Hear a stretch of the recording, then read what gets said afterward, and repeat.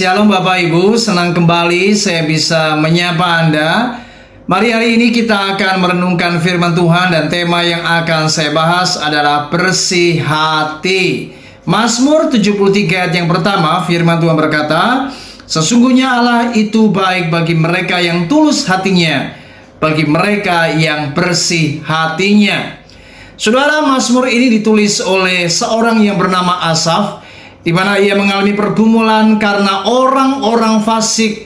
Mereka gemuk, mereka diberkati, mereka tidak mengalami apa yang namanya penderitaan.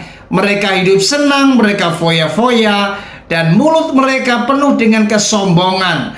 Sementara ia sebagai orang yang benar, tapi ia mengalami penderitaan. Dan inilah yang membuat pemazmur Asaf ini bertanya, mengapa orang-orang fasik diberkati sementara ia yang hidup takut akan Tuhan melakukan apa yang benar, tapi ia mengalami penderitaan. Inilah kehidupan.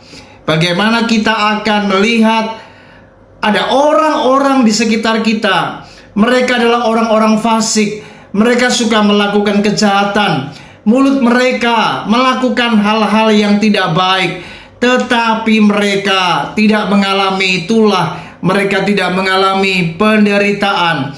Justru mereka mengalami apa yang namanya kesenangan-kesenangan. Dan inilah yang membuat ada kalanya kita sebagai anak Tuhan bertanya, Tuhan, apakah ini adil? Tuhan, mengapa aku harus mengalami hal-hal yang sebaliknya? Saudara, saya berkata di hari ini, orang-orang yang benar, mari kita harus percaya bahwa kalau kita ini hidup benar, takut akan Tuhan, kita tidak perlu marah dengan orang fasik, kita tidak perlu iri hati dengan mereka, kita tidak perlu membalas kejahatan-kejahatan mereka. Tapi mari kita harus menjaga hati, sebab orang benar itu harus hatinya bersih. Dan orang-orang yang hatinya bersih, maka firman Tuhan berkata, sesungguhnya orang-orang yang hatinya bersih, Allah itu berlaku baik. Dengan kata lain, ketika Anda tetap menjaga hatimu bersih, Anda tidak iri hati, Anda tidak marah, Anda tidak membalas apapun, maka Tuhan pasti akan memberkati hidup kita. Ingat, jaga hati dan biarlah hati kita bersih, dijauhkan dari segala kejahatan.